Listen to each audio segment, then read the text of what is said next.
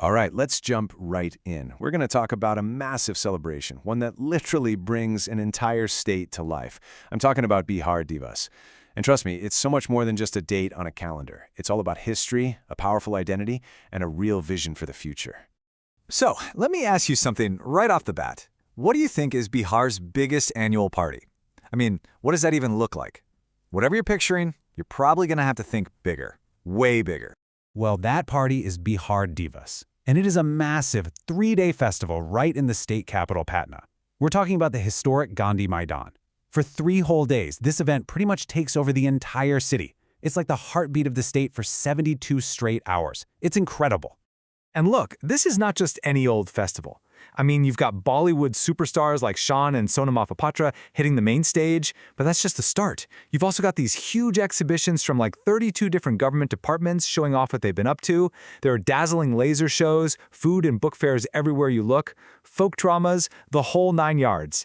And this energy, it spreads to every single school and college in the state. You know, it's not just a party for the sake of having a party. There's a real purpose here. Each year has a theme. The theme for 2025, for instance, is Advanced Bihar, Developed Bihar. So those government exhibitions I mentioned, they suddenly become this living, breathing report card on the state's progress. You see everything from new roads to digital literacy programs. It's this perfect blend of celebrating an ancient heritage while also looking straight ahead, mapping out a really ambitious future. Okay, so this all begs a pretty big question, right? What's the story behind this massive celebration? And why March 22nd? What's so special about that date? To get that answer, we've got to hop in a time machine and go way back, all the way to the birth of the state itself. All right, so picture this. It's over 100 years ago. Bihar, as we know it, doesn't exist as its own thing. Nope, it's just a part of this huge area called the Bengal Presidency. And everything was run out of Calcutta. The journey to become its own state, well, that was a long, tough road. And this is where things get really interesting. This wasn't something that happened overnight. We're talking about a struggle that lasted for decades. Way back in the 1870s, you had journalists starting to raise a fuss, pointing out how the region was totally being neglected. All the money, all the good schools, all the administration, it was all focused on Calcutta, and Bihar was just left behind. Then came the Swadeshi movement, and that really lit a fire under the whole thing. The demand for a separate state just got louder and louder. And then, boom, the big moment. December 12, 1911, at the Delhi Durbar, King George V makes this top-secret historic announcement. And then finally, on March 22, 1912, it's made official. Bihar and Orissa are separated from Bengal. And that's the date we celebrate. But you know, this was about so much more than just taking a pen and drawing some new lines on a map. No way! This was about finally defining the deep, deep-rooted identity of the land and the people who called it home. I mean, just look at the name itself, Bihar. It actually tells a huge part of the story. It comes from the old Pali and Sanskrit word Vihara, which means monastery. How cool is that? It's a direct link to its ancient past as a major center for Buddhism, a land that was absolutely covered in these monasteries, that were these incredible hubs of learning and spirituality. And get this, the capital, Patna, is built on the very same spot as the legendary ancient city of Pataliputra. And Pataliputra, I mean, wow, this wasn't just any city, it was the capital of some of the mightiest empires in Indian history. It was an absolute powerhouse of culture, of knowledge, a place that literally shaped the entire subcontinent. And if you look at a map today, you can see just how strategic its location is. It's landlocked, sure, but it's at a real crossroads. To the north, you've got an international border with Nepal.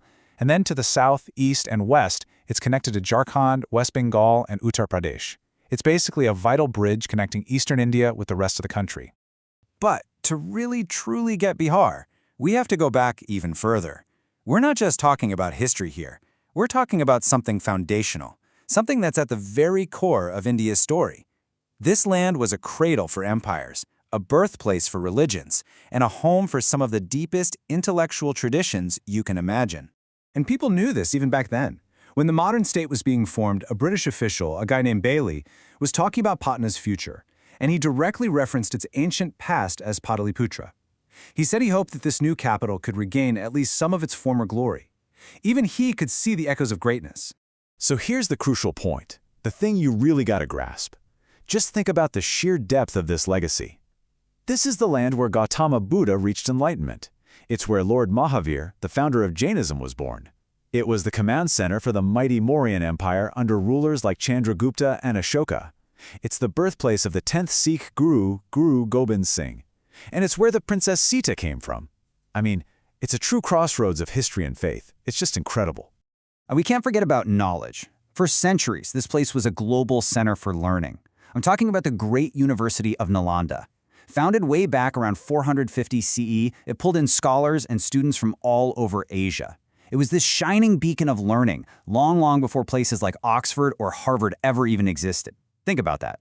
Okay, so let's fast forward back to today, because the story of Bihar, and especially the celebration of Bihar Diwas, isn't just a local thing anymore. Oh no, it has gone completely global. So, in the year 2000, the map changed again, when Jharkhand was carved out from the southern part of the state. But if anything, that made its cultural identity even stronger. And then in 2011, Chief Minister Nitish Kumar made it official. Bihar Diwas became the huge annual public celebration we see today. It was a way to really lock in and honor the state's unique, powerful identity. And if you want to know just how global it is, just remember one number: 10. At least 10 countries outside of India now officially celebrate Bihar Diwas. We're talking the USA, the UK, Germany, Australia, all over the world. It's become this incredible global shout-out of cultural pride. So when you think about it, from the ancient, mighty capital of Pataliputra all the way to the global stage of the 21st century, the story of Bihar is just one of incredible resilience and just mind-blowing historical depth. And it really leaves you with a final thought, doesn't it? As this land of legends continues to write its story, what will its next chapter look like?